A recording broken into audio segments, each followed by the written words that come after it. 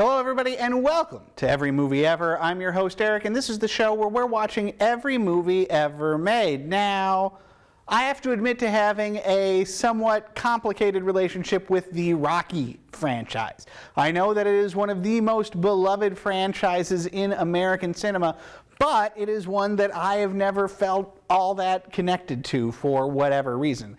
I hadn't seen most of the Rocky movies up until 1 or 2 years ago, in fact, if I had ever seen any of them at all the way through. However, they're so ubiquitous in our popular culture that I am at least familiar with the idea of Rocky and the basic goings-on of the various Rocky movie entries. Now, when I did finally get around to seeing them, I would say that I liked most of them, but I don't know that I really loved any of them, with one exception. And the irony of that is that it is arguably not really a Rocky movie, although Rocky is in it. I am speaking, of course, about Creed.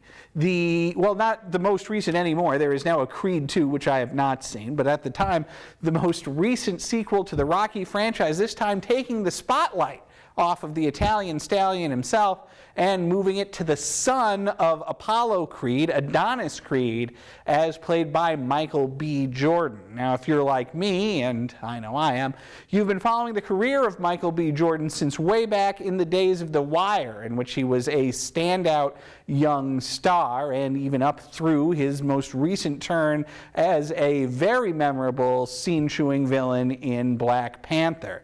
Creed, however, may be his most nuanced and layered performance, at least from what I've seen. The plot here revolves around young Adonis Creed becoming aware, I believe for the first time in this movie, of his legacy as the son of Apollo Creed, meeting, played by Carl Weathers memorably in the Rocky franchise, meeting Apollo's widow and beginning a career in boxing. He had been boxing for a time, but the added star power, nostalgia, whatever you want to call it, of the Creed name gives his career a shot in the arm.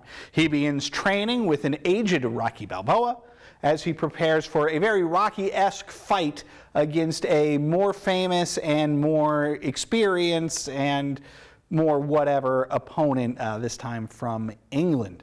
The whole movie is extremely moving. I think the thing that works about the Rocky movies in general, and Creed in particular, is that they have real heart to them and they really know how to get to the emotional lives of these characters. Michael B. Jordan's journey in this movie is certainly fraught, going from a kid who grew up, I believe, in and out of the foster or juvenile system to finding out that he's the scion of this boxing dynasty, and dealing with all of that and dealing with the increased fame and fortune, as well as a new romance with a character played by Tessa Thompson, who you might also know from the Marvel movies where she plays Valkyrie. Tessa Thompson is, I believe, a New Zealand actress who has been making a big splash on the American screen, not just in Thor, but in things like Westworld, the recent barely seen Men in Black movie, and many more. She's a tremendous talent. She's very tremendous here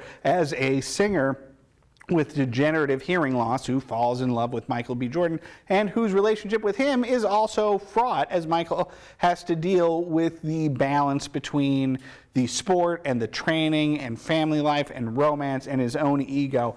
This movie is also terrifically photographed by director Ryan Coogler, who makes the boxing matches extremely visceral. I would argue that these are perhaps the best photographed boxing matches ever, as he really gets his camera into the ring and moves with the characters in ways that have been accomplished before, but rarely with so much style.